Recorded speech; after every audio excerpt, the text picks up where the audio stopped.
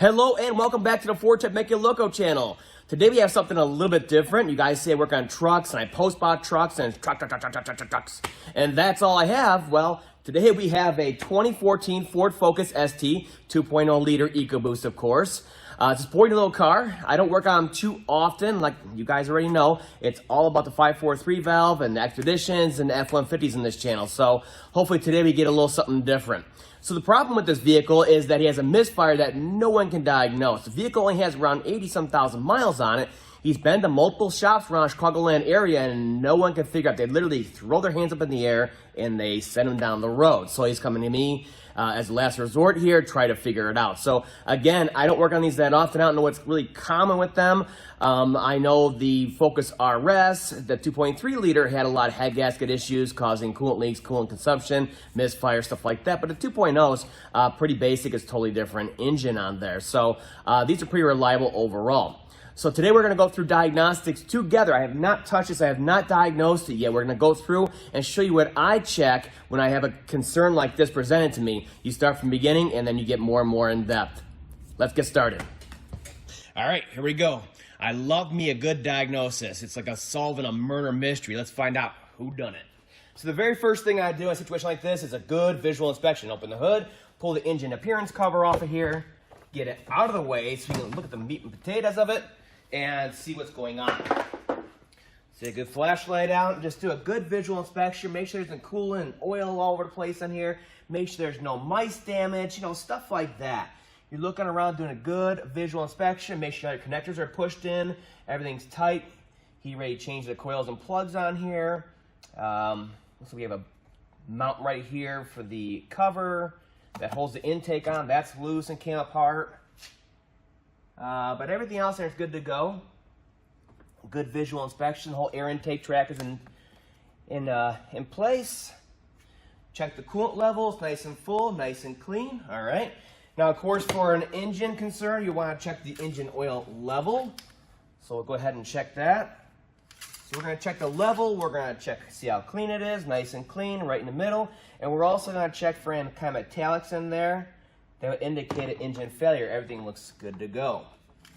So at this point, everything up front here looks like it's good to go. So at this point, we're going to go ahead and we're going to bust the scan tool out and we're going to check it out and see what's going on with this engine. Now, onto some scan tool diagnostics. You'd be amazed at what you can find out just using the scan tool like this to look at some live data if you know what you're looking for. So as you can see right here, it's 2.0 liter EcoBoost, 2015, manual of course, and just over 82,000 miles on there. So I guess it's 2015, same thing, 2014, 2015. All good to go. So the very first thing I look at in a situation like this is mode 6 data. We have a misfire issue. Let's see what's been happening in the past on here. So what we'll do is we'll scroll down to the misfire data. And this is data that's been collected over the last couple of drive cycles on here to see what's exactly going on.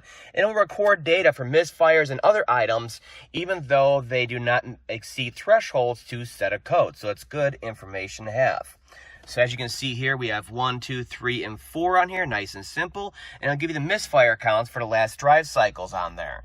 You can see they're all kind of misfiring. It looks like 4 has some right there, and 2 has some, but 1 and 3 have no misfire counts. Good information to note down on there. Okay, so the very next thing I do in a situation like this is, for the heck of it, you want to pull codes. There's no check engine light on, but you want to pull codes. It could be history codes and stuff like that. And there is exactly no code. So the very next thing I'll check on here is a couple of things in the live data, just to get preliminary information on what's going on here. Okay, so the first thing I look at is the barrel frequency, and this can give you a good indication if the cats are plugged up, which would cause back pressure enough to leave inert gases in the cylinder and cause misfires. Right in our area, should be 157, 160 hertz. We're right there. We're good to go. And then I'll also, for the heck of it, since I think the guy said it's more of a cold start issue, yes, we're thinking carbon already with the EcoBoost engine, but let's be thorough here. we want to look at the temp sensors, okay? It's been sitting overnight. They should all be within 5 degrees of each other. You can see they're within 5 degrees of each other. Good to go there. Then once I run the engine, I'll check the fuel trims and make sure they're okay. They're not too far off. And then also, this is a really cool little pit on these newer vehicles. You can see what the difference is from commanded to actual for both the exhaust cam and the intake cam on there. It'll just give you the thing. So it should be hovering right around 0, ideally. I mean, so that'll tell you right there, nice, clear, and easy. So let's go ahead, and what we'll do now is let's verify the concern is actually happening right now. So we'll go to power balance in the scan tool, okay? Get it going, get it going. So we'll go ahead, push the clutch in on here, make sure we're in neutral, and we can go ahead and start it up. And we're just gonna check for misfires at this point. So right there, it's kind of wavy like that. That's very normal when the vehicle is cold and first starting like that. I mean, right now it's running great. You know, it's at what, 1200 RPMs or so? Yeah, right there, duh. And it's running great. Looks like all the cylinders are pretty much even, okay? We can see number 4 starting to act a little weird, 2 a little weird, and these ones really we're not seeing anything. So now that the idles come down a little bit, I mean, it's misfiring like crazy on number 4. So number 2 in relation is pretty high. These are pretty flat at the 0 band, but 4 is just, it's just being a pain. No load on it. Yes, the engine's cold, but 4 is just dropping out like crazy. So here's another little test you can do on these newer vehicles, on the Forscan tool anyway. Go back into here, and you can literally go to the misfire test on here. And once the idle's down, it's just really bad. So we'll go to the misfire test on here, and that wants us to start it. And what's cool about this little test is that it's just kind of the same thing. You see it's kind of hovering like the power balance, but down below will actually count our misfires for us. You can actually hear it misfiring back there on the exhaust. So it looks like 2 and 4 are the real problem here. And you can actually hear it misfiring. You don't even need a scan tool.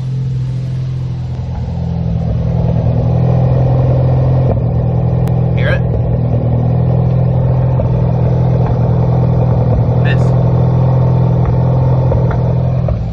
Hear those pops like that? That's that misfiring. You don't even need a scan tool. Okay, just idled down on us, and now we're gonna see the real magic happen here. So look at those two. They're going nuts. Their misfiring counts are way up, and 1 and 2 are A-okay. Or 1 and 3, sorry. Good to go. So this is a cool little test to actually count the misfires for you live, besides just sitting there and watching a power balance. So they're pretty darn equal. 2 and 4 are pretty darn equal. Okay, now that we have that data, cool beans, let's go ahead and look at that live data stream and see what's going on there. Okay, so we're charging. We're good to go. We're starting to heat up. Fuel trims, yeah, they're a little high, but then again, remember, the misfires are so bad that it's actually sending oxygen and unburnt fuel down. And the oxygen sensor is only checking for oxygen. So it's seeing it as running lean, and it's increasing like that. So with those calculations right there, about 10 plus, combine those two. And our VCT system looks good to go, hovering right around 0. So that's good. The VCT system is good to go. So this is all pretty darn simple so far. It's great that it's doing it. Let's go back to the power balance on here and see if it loads up on here. switching over. There we go. So you can see 2 and 4 just being a real pain over there. So great, we know we have an issue with misfire on 4 especially, and 2 also. Now the very next thing I would do in a situation like this is we're going to, of course, check compression, okay? And again, these newer vehicles, we can do so much just sitting on our butt here on the scan tool. So we have a definitive issue with 2 and 4. Cool. Now let's do a relative compression. Now that's ran for a little bit. Of course, the engine's still cold. But by now, for a carbon issue on EcoBoost, usually the misfires start going away, and they're never a dead miss like you're seeing here. Unless it's really, really bad, okay? So we'll go ahead and we'll do this.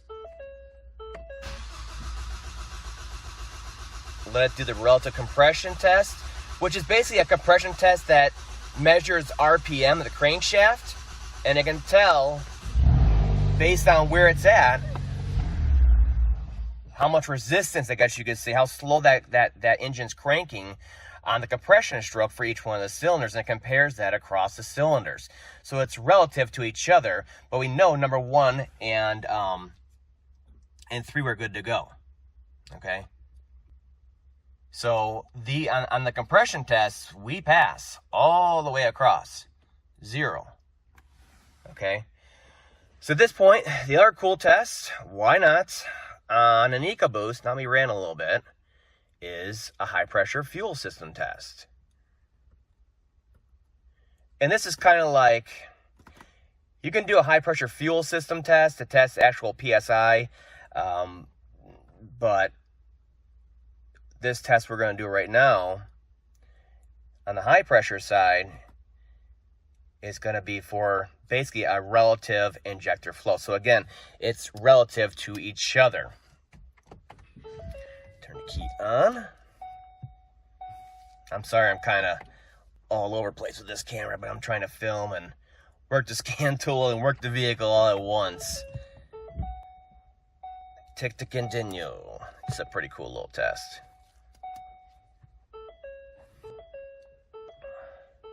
So we'll disengage the clutch so it's happy, and it'll literally do it all by itself. Make sure she's in neutral. Watch this test, pretty cool. It's literally cranking the vehicle by itself right now. Doing this test, it's pretty cool stuff. Turn it off. Hey, I said turn off.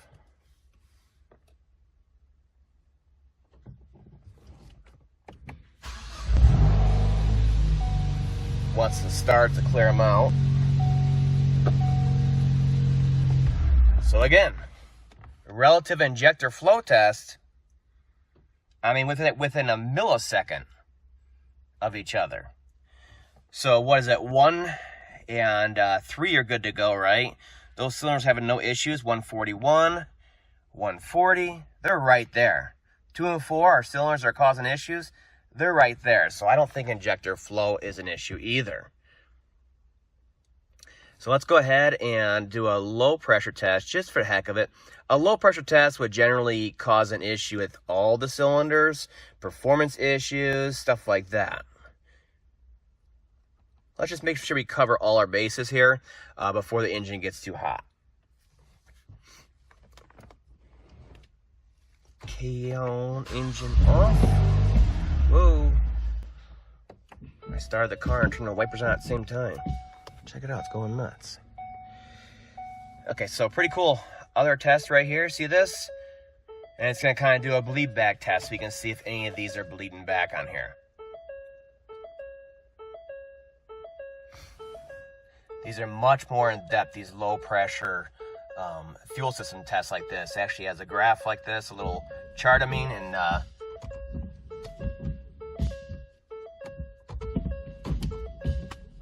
just let it go through its test on there. It's doing a gross leak test. Basically, it's checking for drain back and also bleed out from the injectors on there. So ready, I mean, look at our pressure as measured. Does it pass? I mean, right now I can tell you we're gonna pass everything. 0.4, everything there is good to go also.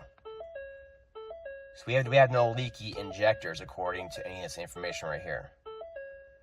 This is doing a full 60-second leak down. That's gonna show it, should show it as all green on there. Cool little test to make sure you check your bases on the control side of it before you get into the mechanical side on the engine there. All right, so there you go. That's our spec right there, and we're right there. Look at that, like barely anything. All right, it's time to go out there and pull the coil off and check it out. All right, let's go ahead and pull the plug out on here. Oh, gee, yeah. Oh, jeez. The torque spec on these is like 100 and something inch-pounds. Crazy torque. Now, a few common problems I see when customers or inexperienced shops or techs install spark plugs is they over-tighten them like that and they side load them. See, this is like a universal. I'm not side loading the plug right now because it's a special spark plug socket and extension. They use a straight piece though, and they side load it, trying to tighten it like that, they can actually crack the porcelain on there. So that is a possibility. So we're gonna go ahead and take it out on there. All right, so let's take a look at the spark plug. So you can see it looks good to go. A little bit of oil and looks like carbon coming past the threads there. But the actual porcelain down in there, the gap, the color of the porcelain, as far as deposits go, everything looks good to go.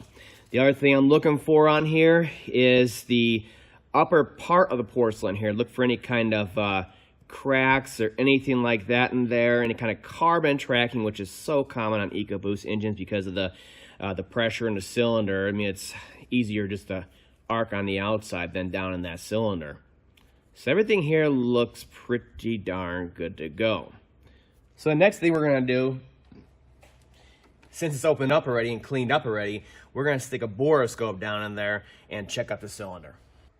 Let's take a look down into the cylinder. So I have this awesome little Wi-Fi endoscope here that's really clear and everything. I just can't figure out how to record audio and video at the same time. So we're going to use this look down in the cylinders. I pulled out all the coils, all the plugs. I have them all laid out up here so we can kind of compare the cylinders on there.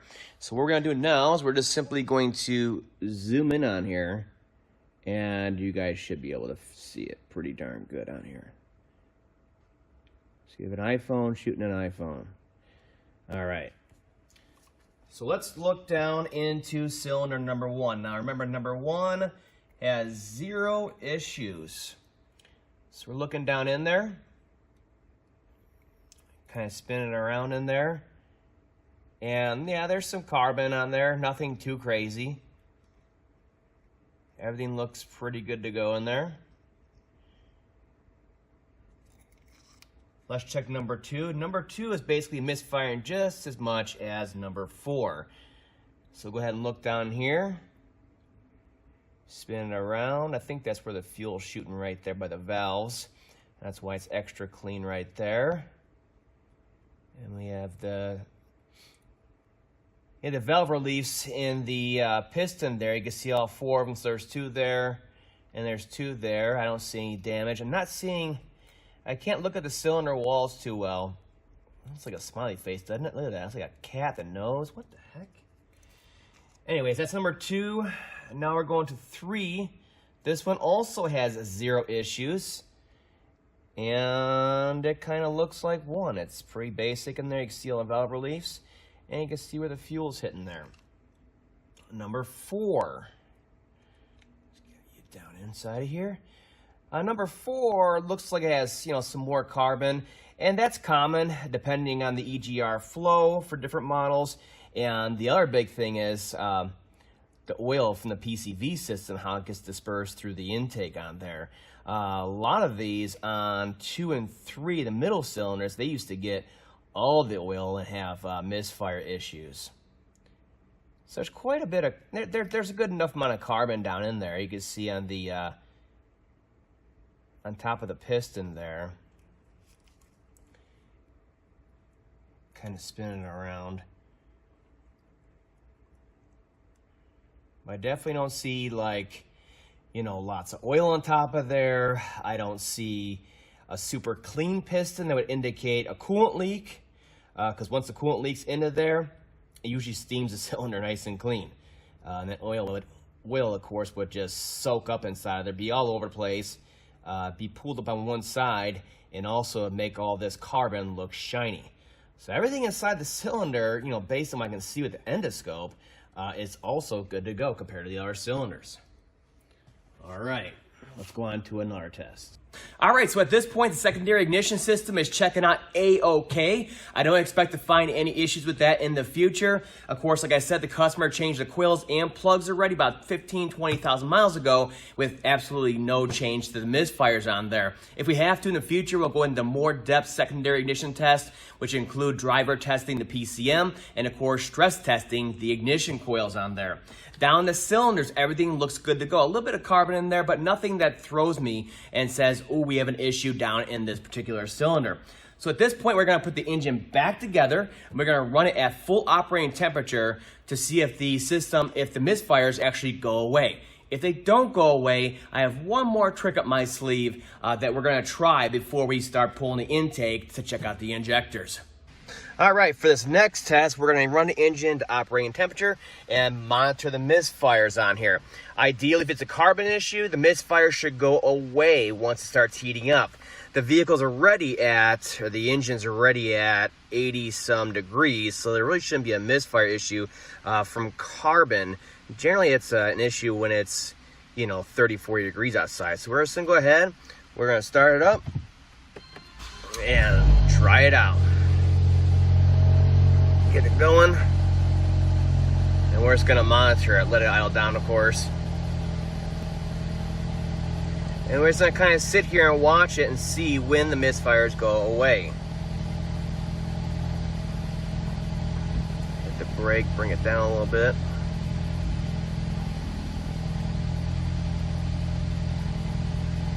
See, like right now, we can see there's still an issue, 1 and 7, but once it comes down, we should start to see them.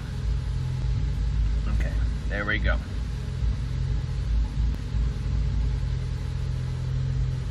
Zero. I mean, it's pretty bad. They're pretty consistent. So we're just gonna let it kind of heat up here and see if they go away, and that'll tell us a lot too. It's been running for a couple minutes now, and you can see it. What a difference, right? I mean, it's still watching it. It's not actually catching any misfires on there. The other thing is, situation like this, you want to listen to the engine, make sure there's no weird noises, no loud tapping or rod knock noises, anything like that. So a good listen cold to hot is also advisable.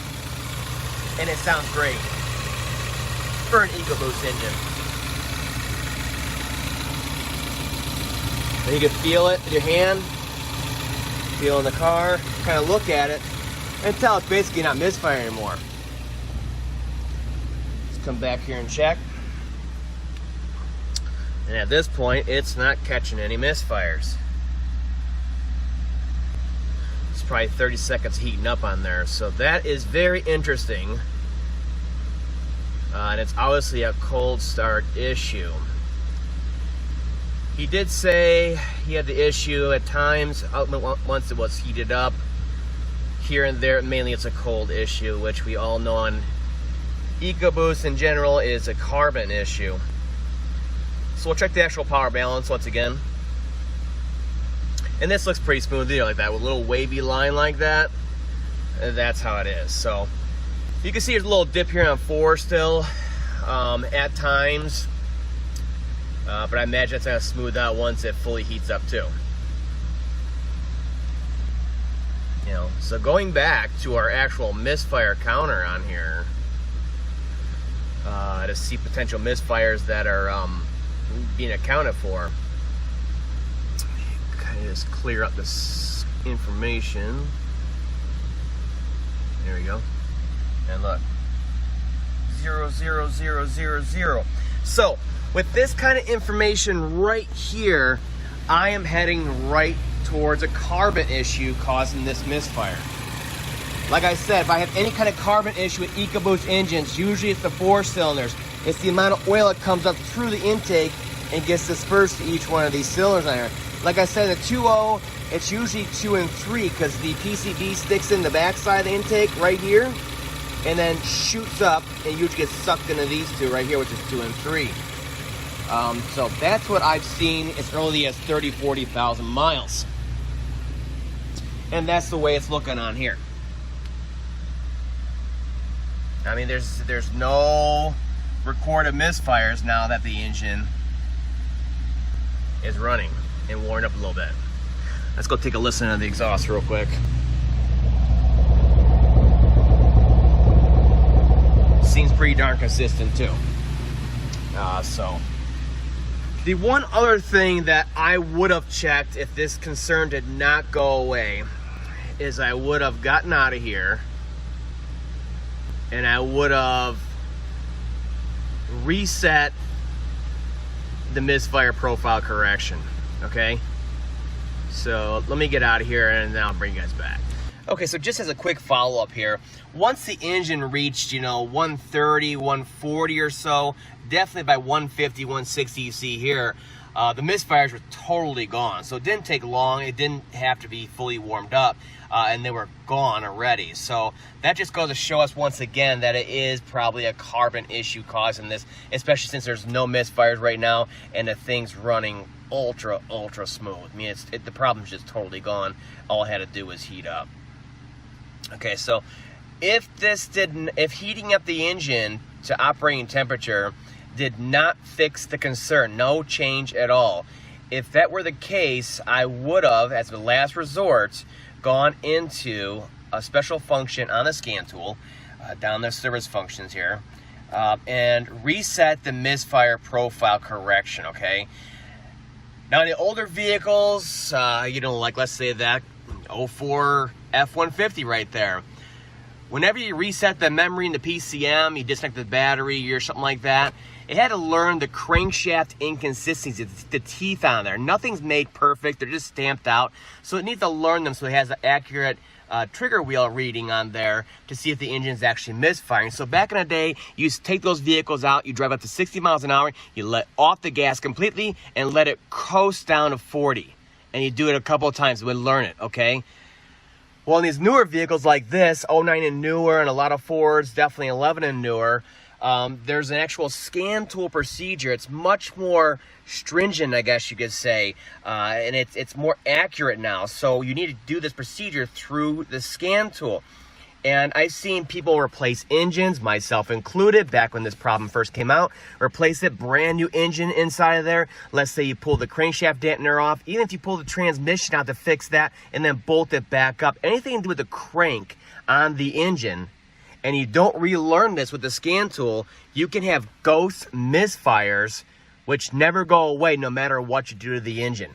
So for me, the very first time I came across it, I put a brand new engine in an Enterprise car, brand new engine, and it had these weird misfires on it. I found out I needed to do this procedure and reset it. So you'd be chasing your tail, and all you need to do is sit here on your butt and play with the scan tool and let it go through this relearn procedure. So we're gonna go through it right now for the heck of it. Now with this procedure, the engine must be at full operating temperature. So like I said before, I want to do all those tests and all that stuff before the engine got up to operating temperature. And then my last test was to bring it up to operating temperature and see if the misfires went away. Well, this procedure requires full operating temperature, so I want to do this dead last. Now at this point, we already know it's a carbon issue, causing the misfires cold, okay? But we're gonna go ahead and show you this procedure on the scan tool. So again, this would be my last resort for a misfire that I cannot find. It only takes a few seconds and we can go through it here. This fixed so many ghost misfire issues out there, it's not even, it's just crazy. It's one of those quick checks you can do. Relearns, watch how fast it is. So we're gonna rev it past the threshold on there, and we're gonna let off the accelerator. As it comes down, it's gonna learn, okay? let off. As it's coming down, it's learning the trigger wheel, okay? Kind of the same thing as when you're driving down the road 60 miles per hour and let it coast off to 40. It's doing the same thing. But here we're doing it in the stall, it's much more accurate. Woo! You hear that? And there you go. Now it's learned, it's gonna set it in the memory at this point. Good to go. So, as we just figured out on here, I mean, this thing's running absolutely perfectly smooth once the engine actually heated up. We're looking at a carbon issue right now. So if I get authorization to go inside the engine there, we're gonna pull the intake and we're gonna check it out. All right, so that is my diagnosis. This vehicle has a carbon issue. Now, this customer does not have time right now to leave the vehicle another day for me to get in there and do a manual cleaning of the intake, valves on there, and possibly even the tips of the fuel injectors. So he's gonna take it for now and come back, and hopefully we'll have a future video where I show you the entire process I go through to do a manual cleaning of the intake valves on there. Which is fine because this video is way too long already, but I hope you guys got something out of this to show you my diagnostic approach when a vehicle like this comes in. You must be thorough, okay? In the end, I think we narrowed it down to the exact problem that we're gonna have here, because carbon issues and cold start misfires on EcoBoost engines is way more common on the 4 cylinders over the 6 cylinders. So that all makes sense, plus the mileage on there. I think we have a winner. Anyways, that's all for now. I'll see you guys next time.